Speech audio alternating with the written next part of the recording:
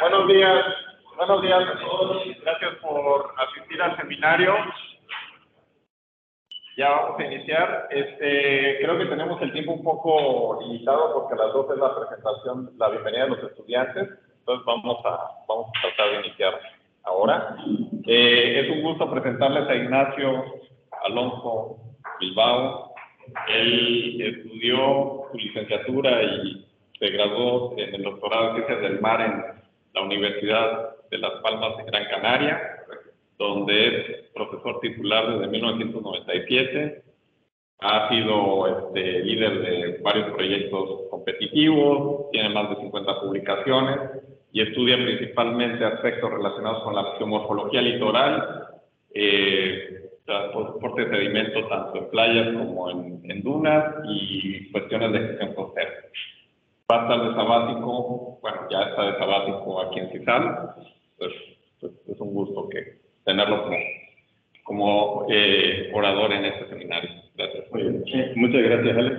Bueno, muchas gracias a ustedes por venir y, bueno, no tengo nada más que añadir a la presentación de lo que ya me han dicho, ¿no?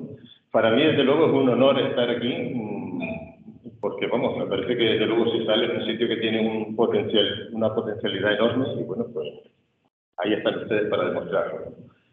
Bien, cuando me plantearon que si daba un seminario, dije, bueno, pues voy a darlo de mi tierra, que les voy a presentar un poquito cómo son las Islas Canarias y cómo son los procesos costeros allá. Entonces, bueno, concentrar eso en 40 minutos es difícil. A ver si esto, bueno, ahora no quiere. Bueno, le damos acá. Si tampoco quiere. A ver.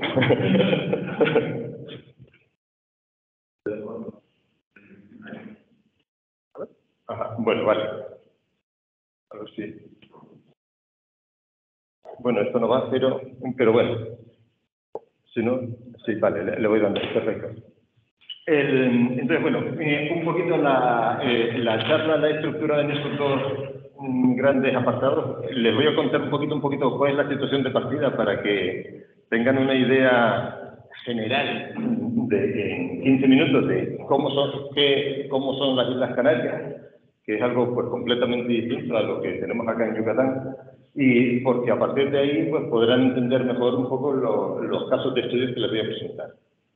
Mi idea era hablar de tres zonas, dos playas, las dos primeras, Las Canteras y San Felipe, son dos playas muy distintas una de otra, y Maspalomas, que es un campo de dunas, pero francamente me parecía que era meter demasiada información y iba a ser demasiado rápido, entonces he quitado Maspalomas y bueno, pues quien tenga interés en cómo funciona un campo de dunas, que bueno, de hecho el que tenemos sobre la foto de atrás, pues yo, encantado, le hago un speech específico sobre Maspalomas, ¿no? Bien, dicho esto, bueno, pues Canarias es esto no me sirve para pasar, pero este archipiélago que tenemos acá, justo al otro lado del Atlántico, y bueno, pues prácticamente a 2.000 kilómetros de Madrid, que está en el centro de la península, ¿no? De la España continental. A pesar de esa distancia, nosotros somos españoles y bueno, el archipiélago son 8 islas principales y como ven, bueno, pues aquí tienen una escala, es decir, Fuerteventura, que es la más cercana al continente africano, apenas está a 90 kilómetros de África. Es decir, geográficamente somos parte de África, si bien políticamente somos parte de Europa, pero somos un archipiélago de origen claramente volcánico que se asienta sobre la plataforma, el margen continental pasivo de la placa africana, ¿no? Entonces, el origen de Canarias, muy sintéticamente, es debido a un hotspot, un punto caliente. Sabemos que pues, la dorsal centroatlántica va generando corteza. Esta generación de corteza hace que pues, la placa sudamericana y la placa africana se vayan separando cada vez más, pero bueno, ahí hay un punto caliente y a medida que la placa se va desplazando, pues cada vez que hay una erupción, pues se van formando islas. En las islas más orientales al continente, en este caso las islas de bueno, pues tienen edades en torno. Estas cifras son las edades en millones de años. Aquí estamos hablando del orden de 20 millones de años. Luego ya Gran Canaria, que es esta isla central, tiene por 14,5. Tenerife, prácticamente 12. 10 La Gomera. Y las islas más recientes, el Hierro y La Palma, bueno, pues tienen menos de 2 millones de años. Menos de 2 millones de años, la parte más antigua. De hecho, vamos, en el Hierro hubo una erupción volcánica hace apenas 10 años y en La Palma el año pasado. Es decir, son islas que están en constante crecimiento en la actualidad. Y una cuestión relevante es que lo que vemos, es decir, la isla es solo la parte subaérea. Pero obviamente el edificio volcánico tiene una parte sumergida importante, que es lo que, bueno, pues ilustra un poco esta gráfica de acá. Pero vean que el edificio volcánico se asienta sobre un lecho que está prácticamente a 3.800 metros de profundidad. Es decir, de hecho, no pasa nada. De hecho, pues, Tenerife, que aquí está el pico más alto de España, de hecho, que es el Teide, pues está a más de 3.700 metros de altura. Si le sumamos los 3.800 metros que hay por debajo del edificio insular, pues es una isla que tiene 7.500 metros de alto. Es algo bastante significativo. Bien, esto es un poquito lo que hay de plataforma alrededor de Gran Canaria. Estas tres líneas serían la batimétrica de 100 metros, de 500 y de 1000. Y fíjense en la escala que tenemos acá, es decir, en esta zona norte, pues llegamos a los 1000 metros de profundidad apenas a 4 kilómetros de la orilla. Ya tenemos 1000 metros de profundidad. Es decir, luego, sin embargo, bueno, pues vemos que en la zona oeste y sureste, bueno, pues hay una plataforma insular ligeramente más amplia, pero bueno, nada que ver con lo que tienen ustedes acá en Yucatán. Aquí realmente da gusto meterse en Google Earth y ver cómo es la plataforma alrededor de Yucatán. Y dice, esto es inmenso, hombre, ya la zona de Quintana Roo, pues la plataforma es bastante más estrechita, pero bien.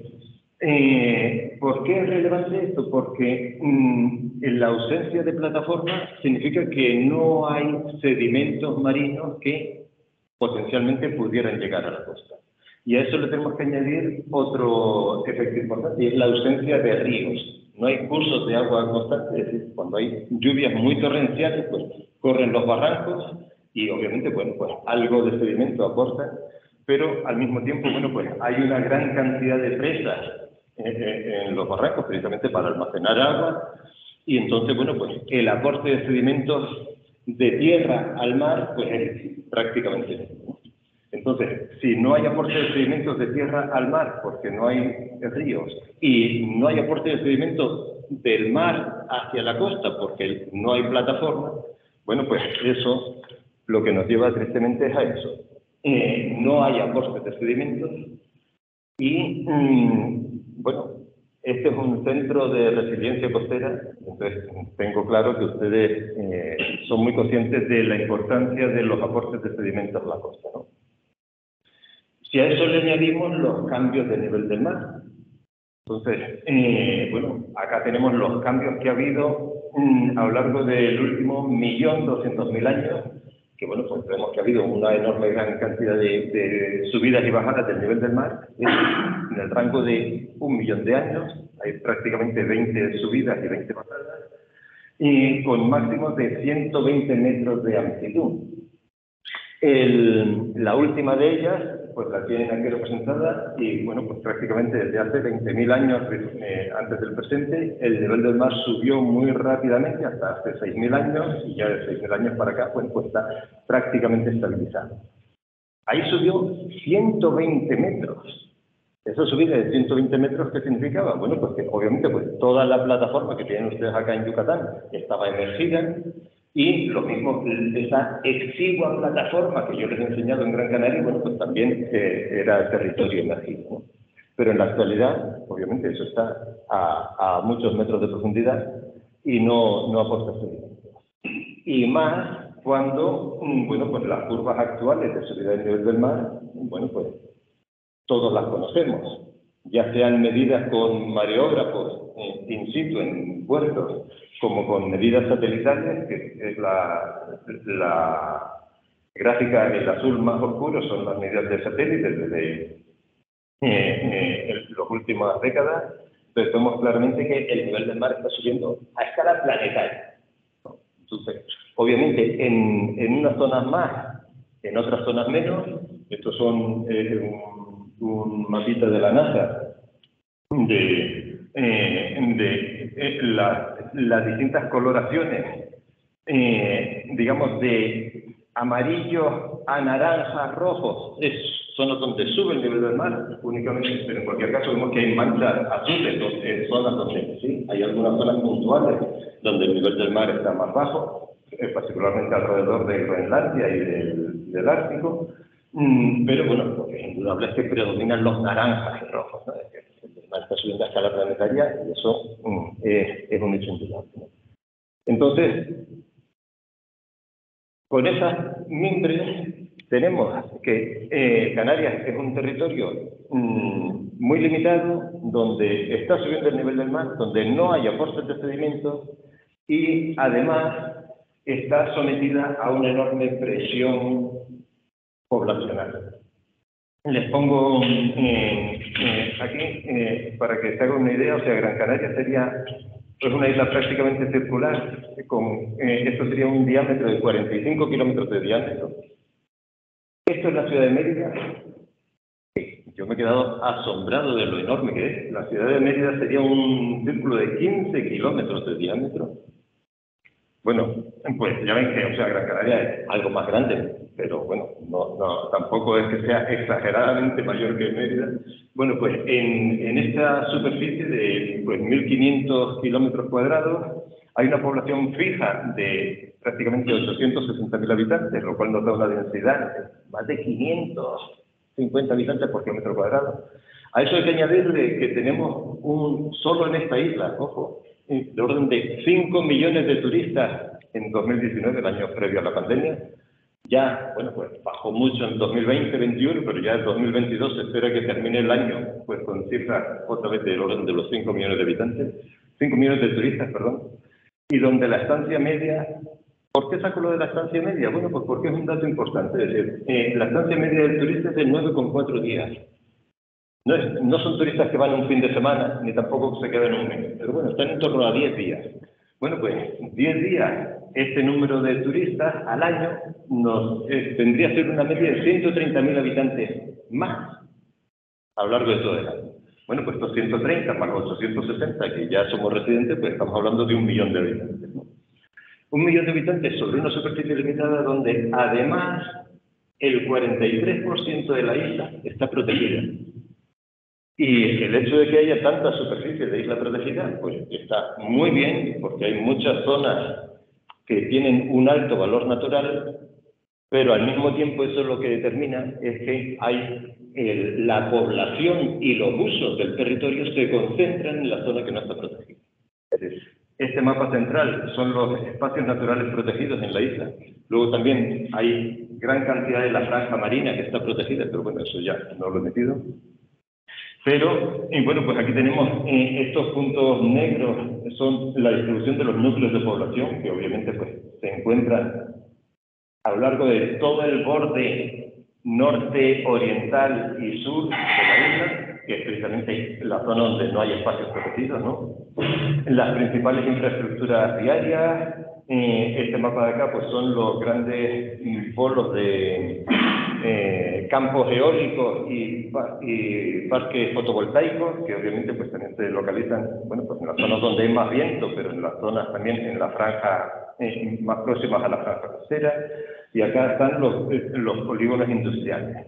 Es decir, podría haber puesto más cosas, Obviamente el aeropuerto está también en la costa, los puertos están también en la costa, en fin. Es decir, la presión que hay sobre la franja costera es enorme. Entonces, un poquito lo que quería con esto es que se situaran en el territorio donde estamos, ¿no? Es un territorio donde no hay aporte de sedimentos, tenemos un nivel del mar claramente en ascenso y al mismo tiempo hay una gran presión de usos y de población sobre la franja costera. Entonces, bueno, aquí les pongo dos imágenes de distintas zonas de la isla, es decir, una zona de acantilados y una playa artificial, obviamente también hay playas naturales, pero bueno. Pero para que sean conscientes de esa presión que hay allá, ¿no? Bien, pues ahora que ya nos hemos situado un poquito en el entorno, les voy a contar los dos primeros casos prácticos que he seleccionado. Uno de ellos es la playa de las Canteras, que se localiza acá. De hecho, si se fijan en el mapa, pues sí, parece un gran volcán, una isla así de origen volcánico, y aquí un mogotito, que es esto le llamamos la isleta, o sea, una isla pequeñita, ¿no? Bueno, pues la isleta, de hecho, obviamente también es de origen volcánico, de hecho aquí hay 4 conos volcánicos de la isleta, y está unida al resto de la isla, pues, por un tómbolo sedimentario. Igual que pasa pues, cuando hacemos una obra de ingeniería costera y hay aporte de sedimento y se forma un tómbolo, ¿no? Este tómbolo sedimentario, bueno, pues tiene una edad de unos 100.000 años. Obviamente, ya fue un sedimento que ya se ha compactado y ahora ya es una calcarenita y tal, ¿no? Y ya es un sustrato rocoso, y sobre este territorio es donde se asienta la ciudad de Las Palmas de Gran Canaria, que es la capital de la isla, y estamos hablando de 400.000 habitantes. O sea, la mitad de la población de Mérida vive sobre ese pequeño istmo sedimentario, ¿no? Y, perdón, vuelvo al anterior. Obviamente, acá, en este istmo sedimentario, tenemos mar a los dos lados. Al lado oriental tenemos el puerto de la ciudad, que bueno, es un puerto, el mayor puerto de esta zona del Atlántico, y al otro lado es donde se localiza pues, la playa de las Canteras, que es la playa que yo les voy a ilustrar, ¿no? Como ven, es una playa netamente urbana y además es el principal pulmón de la ciudad. Es decir, es una playa de prácticamente 3 kilómetros de largo, con muy buena accesibilidad, es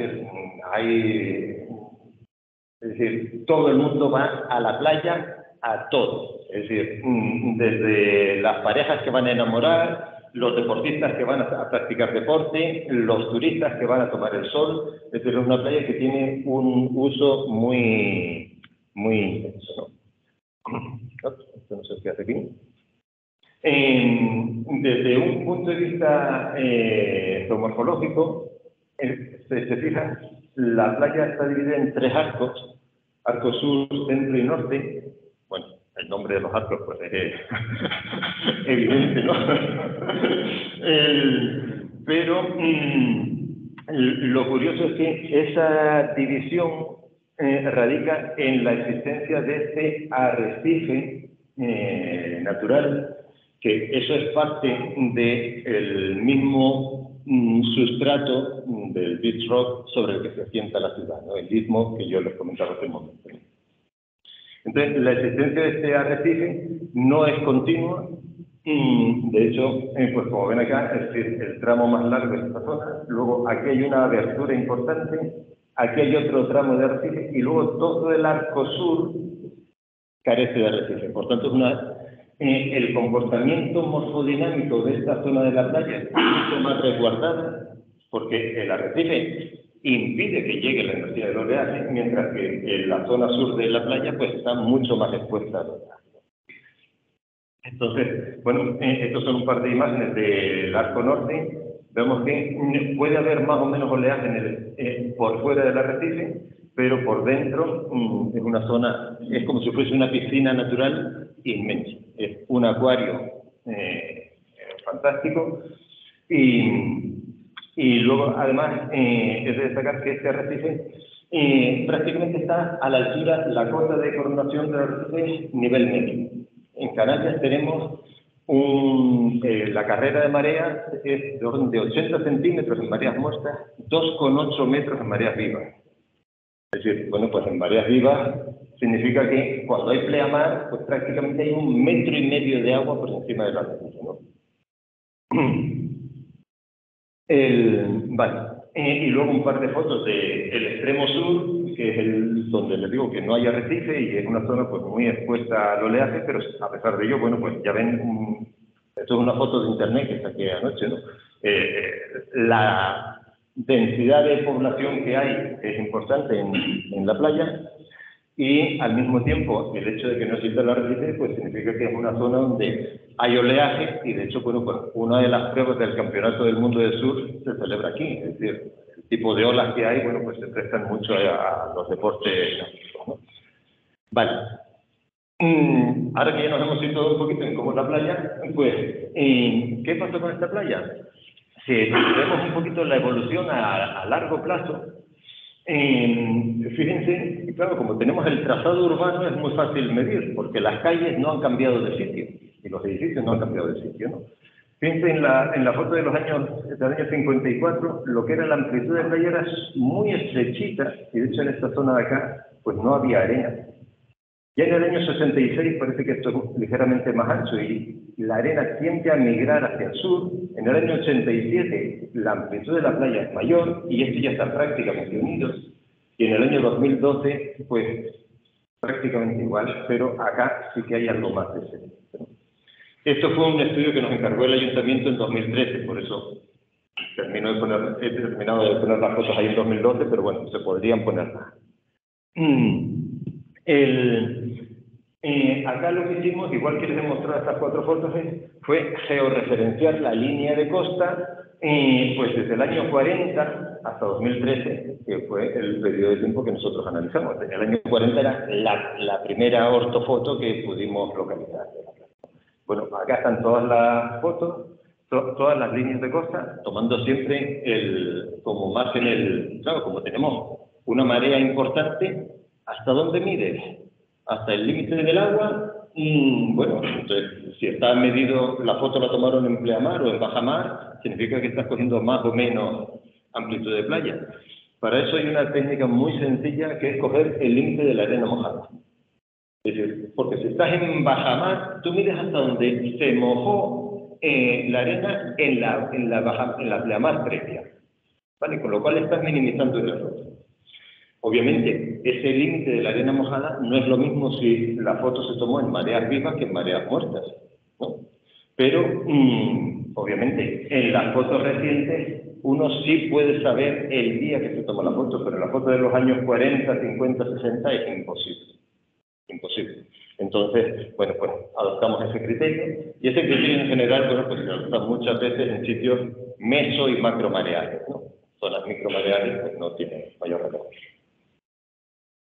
Si tenemos muchas distancias, es decir, de amplitud de la playa a lo largo del tiempo, pues es muy fácil construir una gráfica de este estilo. Es decir, yo tengo aquí la longitud de la playa, es decir, la amplitud de la playa a lo largo del tiempo. Esto sería 1940 hasta 2013, que es la última foto, ¿no? Obviamente aquí hay unos picos de sierra, bueno, pues lógicamente pues asociados a la marea, a distintas variables, pero en general la tendencia es claramente ascendente, que sería la línea roja. Es decir, en esta zona de acá, bueno, este es el perfil 22, aquí medimos muchos perfiles, bueno, les pongo uno de ellos, pero es representativo, digamos, podemos decir que es representativo de esta zona. Es decir, vemos que claramente en esta franja de aquí de la playa, cada vez hay más arena en la playa.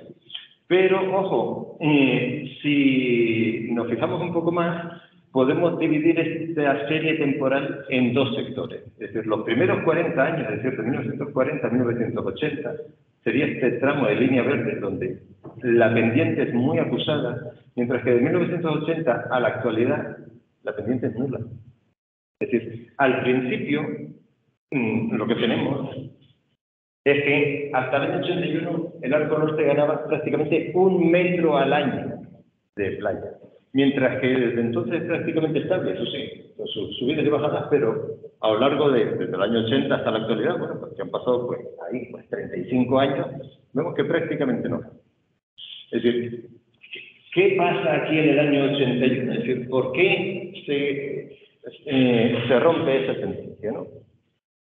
Eso sería un poco el análisis a largo plazo. Lo mismo hicimos, obviamente, en el arco centro y en el arco sur de la playa, ¿no? Pero bueno, por no alargarme mucho, solo les pongo este ejemplo. Luego, bueno, pues el ayuntamiento estaba interesado en saber qué pasa en el corto plazo, es decir, muy bien hacer ese análisis histórico de fotografías aéreas y tal, pero la playa sigue acumulando sedimento, no sigue acumulando y tal. Entonces, bueno, pues lo que hicimos fue el levantamiento topográfico de la playa. Acá tienen una magnífica serie temporal de medidas de perfiles, tanto en el lado de Sisal como en el lado del Palmar. Acá solo estuvimos midiendo durante un año y una vez al mes. Pero eso sí, medíamos perfiles cada 25 metros. Y el hacer perfiles tan seguiditos, y luego además hay muchos puntos que no se ajustaban a los perfiles, sino que cada vez que había pitch caps, por ejemplo, pues los medíamos y tal. Entonces, podíamos tener una topografía de muy alta resolución. Bueno, un ejemplo de los perfiles. Eso sí, estaban medidos con estación total, pero bueno, aquí tienen un ejemplo, ¿no? O sea, pues prácticamente se medían de orden de 1.700 puntos cada campaña. Había que hacerlo durante 2 días consecutivos en mareas vivas. Queríamos ir en mareas vivas para coger la bajamar viva y es importante llegar a la zona más, coger la mayor amplitud de playa posible. Y prácticamente llegábamos hasta la cota menos 2,5. Es decir, bueno, pues. Vale, y esto es un ejemplo pues, de julio del 14, julio, agosto, septiembre, noviembre, diciembre, enero, distintos pues, modelos digitales de los que obtienes pues, a partir de todo el levantamiento topográfico, ¿no?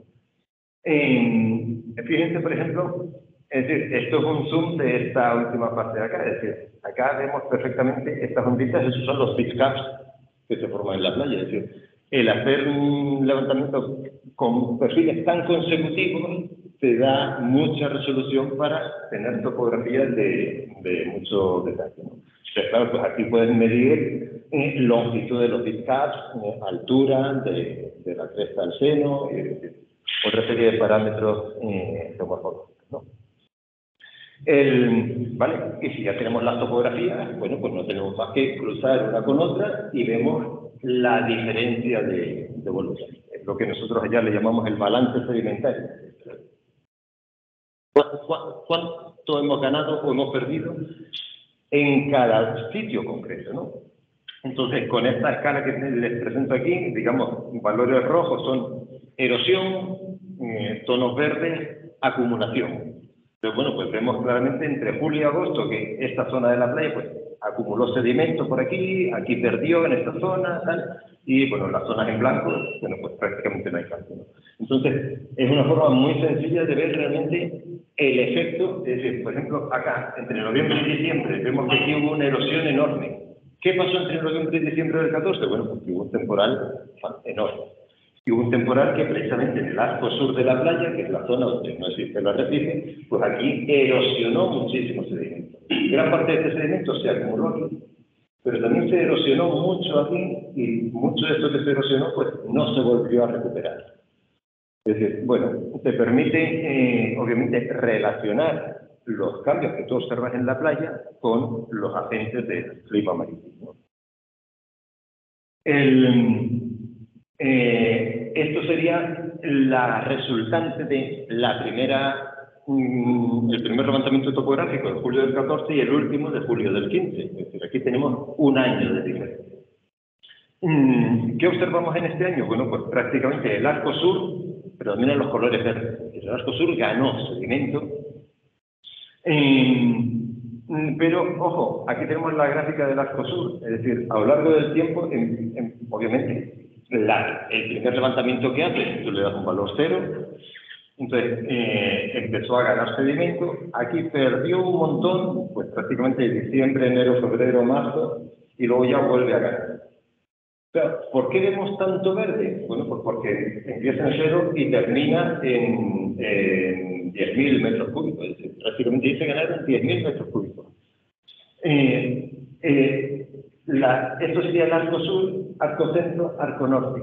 La escala es la misma, es decir, desde más 15.000 a menos 15.000, para que los tres ejemplos sean comparables, ¿no? Es decir, vean que aquí en el arco sur hay una enorme variabilidad, mientras que el arco centro, la variabilidad es prácticamente nula, es decir, esto cambia, hay zonas que ganan, hay zonas que pierden, pero en general los cambios son muy pequeñitos. Y en el arco norte, ¿qué observamos? Bueno, pues que la misma tendencia ascendente que le hemos mostrado en el largo plazo, ¿no? Es decir, el arco norte sigue ganando sedimento. Bueno, pues prácticamente el orden de, aquí se ha ganado 6.800 metros cúbicos. El arco centro, pues prácticamente nada, perdió 200 metros cúbicos, que eso nada, esos son 3 camiones de arena. Y en el arco sur tenemos esa variabilidad, que obviamente esta variabilidad está asociada al clima marítimo, ¿no? Obviamente, donde tenemos los máximos, que es en verano y otoño, la playa tiene esta apariencia llena de arena, y además esta arena de color amarillo, no tiene nada que ver con el sedimento que tienen ustedes acá, que es fundamentalmente, creo yo, pues de origen coralino, ¿no? Acá no tenemos corales, pero esta arena, bueno, pues tiene prácticamente un 50% de sedimentos de origen volcánico y otro 50% de origen biogénico. Pero biogénicos no son corales, en este caso pues son especulatéritos, algas coralináceas y tal. Pero bueno, esto sería el verano. En invierno, que sería aquí cuando no tenemos sedimento, la apariencia de la playa está llena de cantos. ¿Qué ocurre con estos cantos? Los cantos están aquí debajo, pero cuando se va un metro de arena que los está recubriendo, lo que aflora es esto. Y de hecho, acá lo que está representado es cómo cambia el volumen de arena con la altura de ola significante y con el periodo de pico. Entonces vemos claramente que mayores alturas de ola significa menor volumen de arena, es decir, erosión, y mayores periodos de pico, también erosión. Eso es un oleaje de swell. Piensen que, claro, acá estamos en islas oceánicas y un swell aquí, bueno, pues puede tener 18 segundos. Mientras que un mar de viento en Canarias, pues podemos estar hablando de 6-8 segundos, que es prácticamente lo que para ustedes es un swell, ¿no? O sea, las situaciones son distintas. Vale. Este es un poco el ejemplo de las canteras, y les presento el otro ejemplo, que es la playa de San Felipe. Como ven, está aquí en el norte de la isla. Aquí está pintado un poquito la exigua plataforma que hay en esta franja, en este recuadrito en la zona de estudio, y bueno, y esta es la playa. ¿Qué tiene de característico esta playa? Bueno, pues que es una playa de cantos, y me parece que esto es algo con lo que ustedes no están muy familiarizados. Entonces, bueno, yo sé que acá pues, tienen muchísimas playas de arena, pero bueno, les quería poner un ejemplo de cómo funciona una playa de cantos y cómo se puede monitorizar, ¿no? Un ejemplo, o sea, simplemente una fotografía para que se hagan una idea, es decir, son playas, al estar en la costa norte, pues muy expuestas al oleaje, donde normalmente en invierno es muy frecuente observar también presencia de beach crabs, pero en cantos, que no son los mismos, obviamente, que veíamos antes en la playa de las canteras, que son en playas de arena. Y acá lo que hicimos fue una técnica novedosa, no tanto, pero es la primera vez que se aplicaba en España, que es utilizar los propios cantos como trazadores de sedimento. Es decir, cuando se trabaja en playas de cantos hay distintas formas de poner un trazador. La forma más sencilla es simplemente pintarlos. Los pintas de rojo, de amarillo, de verde y tal, y los vuelvas a poner en la playa y seguirlos, de ver cómo se va moviendo. ¿Por qué? Porque esto se mueve, obviamente. ¿Qué inconveniente tiene la pintura? Bueno, pues si puedes intentar seguir 3, 4 cantos que los vas pintando de colores distintos, pero porque no tienes 100 o 200 tipos de colores distintos que uno puede seguir. Otra técnica que se suele utilizar, bueno, que se utilizó alguna vez, pero por los ingleses, pero lo abandonaron, es hacer cantos artificiales con un transmisor y rodearlo de un epoxi, una resina artificial y hacer, bueno, pues como si fuera esto, un canto artificial con un transmisor dentro. Y entonces, bueno, el transmisor te va diciendo cómo se va moviendo y muy bien. ¿Qué inconveniente tiene eso? Bueno, dos importantes. El primero es que es muy caro. Y luego el segundo es que la densidad, es decir, ese canto artificial no se comporta como un canto natural, porque aunque pueda tener las mismas dimensiones, sin embargo, la densidad es completamente distinta. O sea, los epoxis son resinas muy ligeras y entonces es un canto que se mueve con mucha más facilidad que un canto de la playa.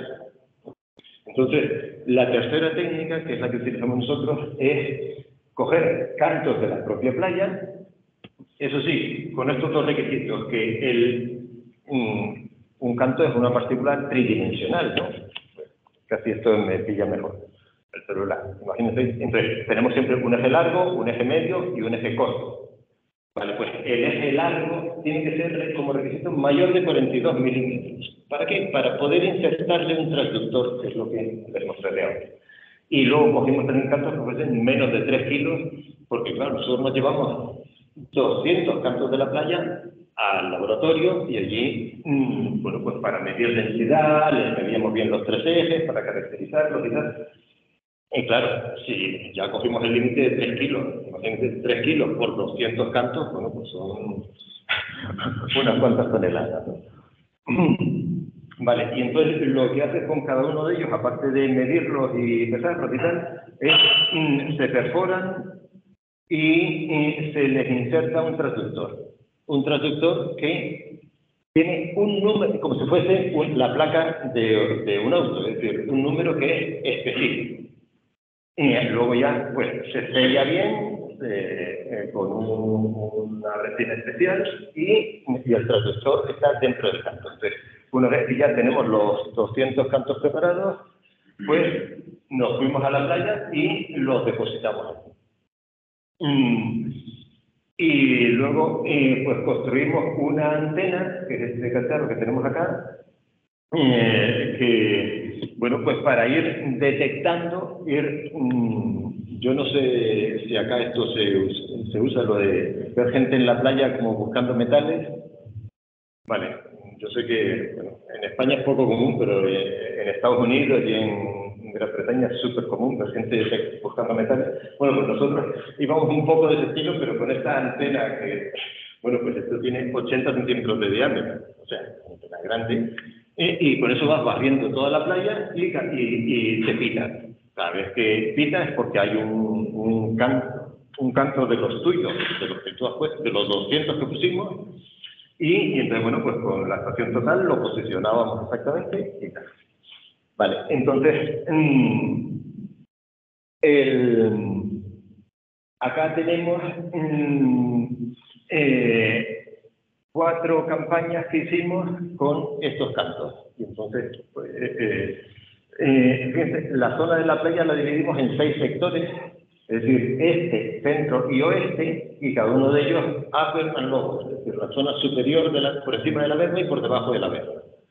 Vale, y entonces, bueno, pues pusimos los cantos en esas 6 zonas, que son los cantos que tienen aquí de 6 colores distintos, ¿no? Muy bien, y aquí tenemos las 6 campañas y aquí tenemos el régimen de oleaje durante este tiempo. Esto fue entre marzo y abril de 2013. Vamos un poquito rápidamente en el primer periodo, el de 14 a 19 de marzo, sería entre estas 2 fechas. A ver si esto... Sí, sería... ¿qué tuvimos? Pues, la línea negra es altura de ola significante y los puntos verdes es la dirección del oleaje. Sí, altura significante era muy baja, bueno, muy baja, 1,8 metros. Pero bueno, perdón, la altura significante media era de 1,33, la altura de la máxima que se registró en este periodo es muy pequeña, de 1,8, y un periodo de pico relativamente bajo, ¿no? Entonces, bueno, pues eso, ¿qué efecto originó? Bueno, pues muy poco. Es decir, vemos que los rojos se mantienen prácticamente en su zona, los naranjas, algunos se han movido un poco, y los amarillos, algunos se han desplazado un poco hacia el este, pero muy poco. Es decir, aquí las direcciones son muy variables, es decir, hubo bastante oleaje vean, 270 grados, esto sería puro oeste, un oleaje del oeste, me debería haber movido los cantos hacia el este, pero sin embargo tiene tan poca energía que apenas me los mueve. Pero el siguiente periodo, aquí tenemos un evento de tormenta, donde se registraron ya alturas de la máxima de 3,2 metros y periodos de pico bastante más largos. Entonces, ¿eso qué me originó? Bueno, pues una removilización de los cantos en general muchísimo mayor, ¿no? Vean, entre el 19 de marzo y el 2 de abril, que fue esas dos campañas que hicimos, prácticamente todos los cantos rojos que estaban aquí, pues ya se han movido a lo largo de la playa. Lo mismo pasa con los naranjas y los amarillos, que se han desparramado más. Luego, obviamente, yo aquí les estoy mostrando, digamos, los 6 grandes zonas donde pusimos los cantos. Aquí, pues, de cada uno de ellos sabemos este punto de dónde viene. Es decir, salida de aquí, es decir, y sabemos exactamente el peso que tiene, es decir, digamos, las características de cada uno. Vale, y el último de los periodos, que fue este otro, también tuvimos otro pico de tormenta, también con alturas máximas de 3,2 metros. La dirección dominante también era, en este caso, pues durante el pico del noroeste, y obviamente también tenemos un transporte hacia el este importante. ¿Qué vale la pena destacar aquí? Bueno, pues que observamos que, por ejemplo, este canto rojo se mantiene aquí. Es decir, esos cantos rojos, recuerden, los rojos son los que yo había puesto en la parte de abajo. Y sin embargo, este ha subido, ha remontado la verde. Y eso le ocurre a uno de los 33, yo había puesto 33 en cada una de las zonas, los 200 que yo tenía en total. Pues, si de 33 uno sube, significa que hay un transporte onso, transporte hacia arriba, hacia tierra, relativamente importante. Luego eso, sí, obviamente los que no han subido, pues se distribuyen por la parte baja del caso. Y del mismo modo, bueno, pues acá estamos observando que aquí hay pues, cantos azules, que son cantos que han caído de la zona superior, se han desplazado a la parte baja, ¿no?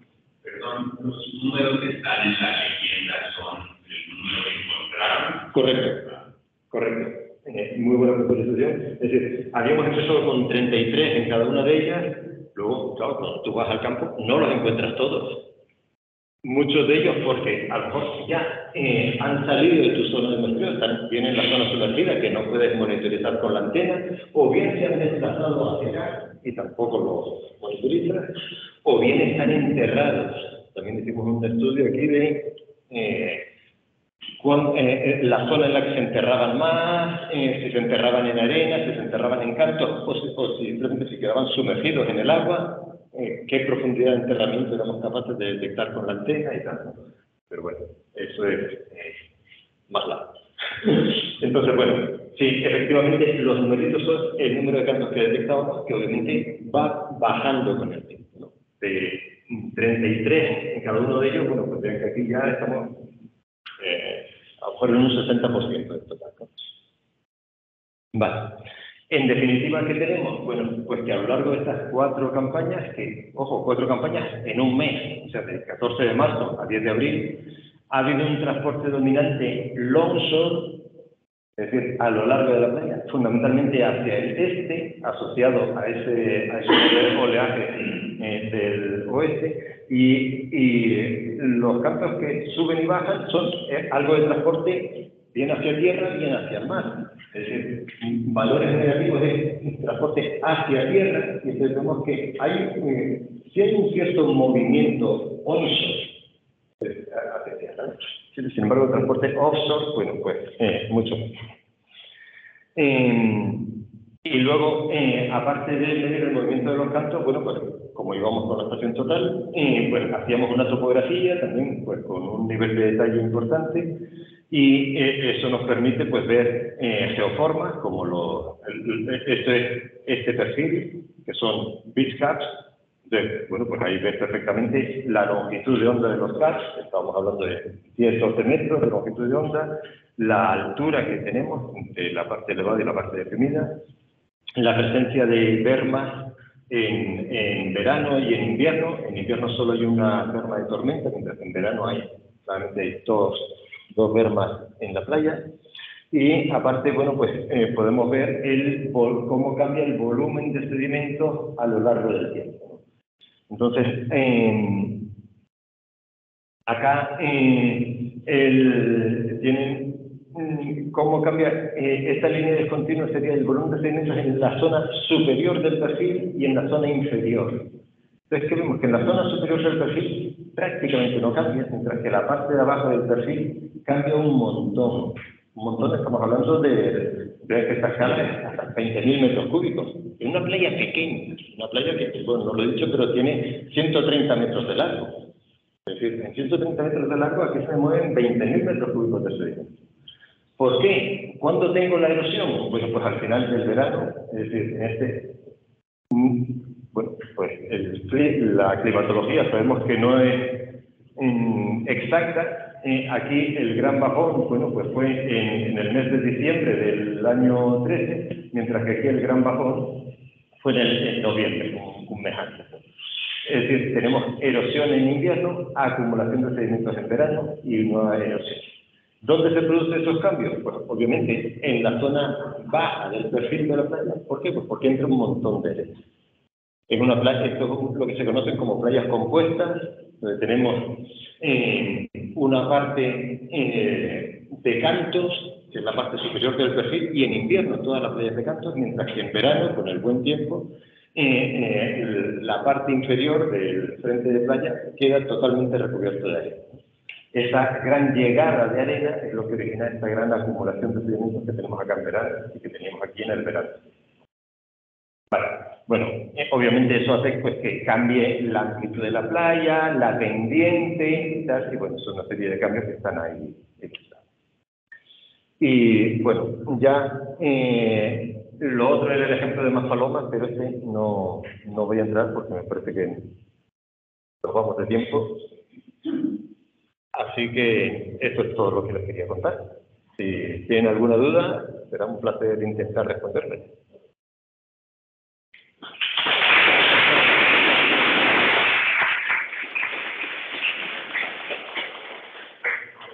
Para las preguntas, y el resto se pueden tampoco hacer allá para que los estudiantes conecten las dos, no sé. Preguntas. Las canteras, ¿de dónde es la ganancia de la arena? O sea, la ganancia del Correcto. No hay acuerdo.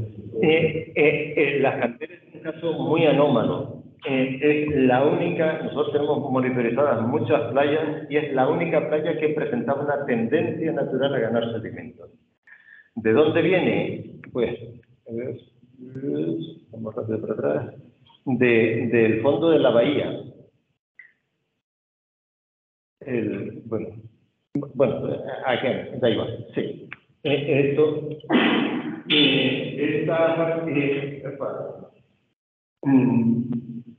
Esta bahía que tenemos acá es una bahía relativamente somera. Bueno, tiene, digamos, la costa de 30 metros, sería más o menos por aquí de profundidad. Y aquí con suelo grande, a 30 metros de profundidad puede haber algo de transporte. Es decir, y al ser una bahía relativamente somera y con fondos de sedimentos, es lo que me va aportando material poco a poco a la costa. Y al norte está abierto. Perdón, ¿qué es lo que ocurre acá? El hecho de, antiguamente, decía que este era un istmo sedimentario, y aquí había un campo de dunas.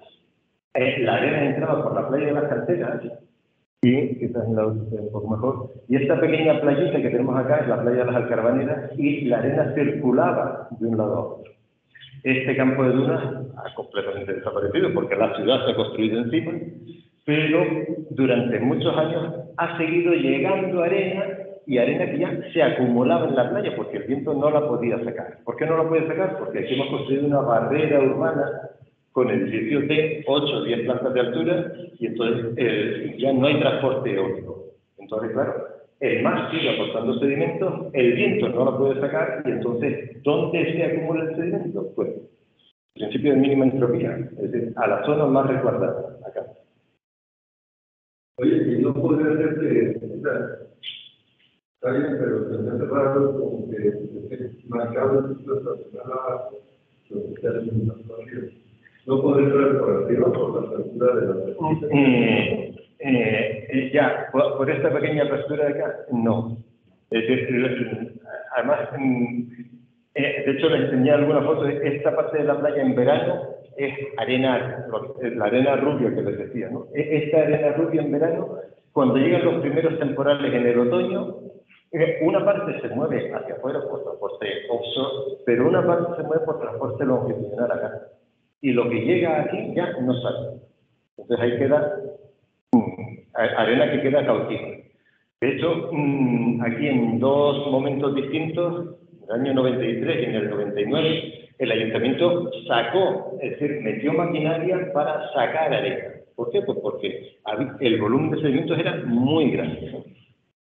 Y de hecho, a raíz de eso fue el estudio que nos encargaron a nosotros, que un poco les he contado, porque el ayuntamiento decía, bueno, ¿nos hace falta volver a sacar arena o no? Y tal. Bueno, entonces le dijimos, no saques más arena, porque a largo plazo estamos viendo que ahora ya la tendencia es que apenas se acumula. Es decir, esta zona de aquí ahora prácticamente se mantiene estable, ¿no? ¿Por qué? Bueno, pues porque los bancos de arena que había en el fondo de la bahía se están agotando. Es decir, lo que ustedes tienen acá en Yucatán, que tienen esta plataforma inmensa de sedimentos, eso no saben el valor que tiene. Bueno, perdón, seguro que lo saben, pero eso tiene un valor incalculable. Es decir, ya quisiéramos nosotros tener aquí la milésima parte de esos bancos de arena que tienen acá. No hay tanta.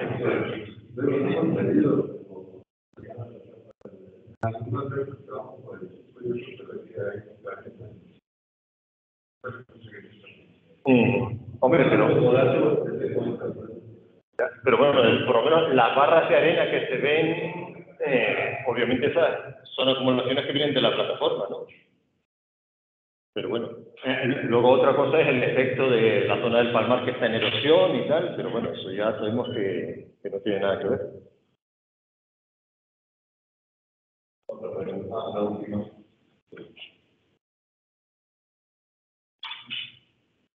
Alguna de los casos se quedó, digamos, en la zona de Beach, o sea, si vieron que sí notaron una correlación con las trayectorias de los casos con la construcción de la playa. Creo que, sobre todo en esa zona, sería complicado mover. Sí, es decir, en la parte que yo les he comentado a ustedes, es decir, el transporte dominante es hacia el este, pero una cosa que fue realmente novedosa de este estudio, estuvimos monitorizando los cantos durante 2 años, cuando había temporales íbamos muy seguidos, como ese ejemplo que les he puesto, pero si no íbamos más o menos cada 45 días íbamos a medir a la playa. Y hay muy pocos estudios en la literatura que en periodos tan largos de tiempo, nosotros al final llegamos a tener una tasa de recuperación de un 30%. Es decir, de los 200 cantos que habíamos puesto al principio, 2 años después seguíamos cogiendo alrededor de 60. Y eso es muchísimo. Es decir, bueno, ¿qué nos está indicando eso? Bueno, pues que muchos de ellos realmente recirculan en la playa, ¿no? Y luego, de los 140 que no detectas, seguro que muchos están enterrados. Claro, porque hay el transporte es muy intenso, pues, y bueno, de nada que están enterrados más de 30 centímetros, ya con la antena no los detectas, ¿no? Pero bueno, no sabes dónde están. A lo mejor obviamente han salido fuera de la zona. Muchas gracias. Muy bien, pues gracias.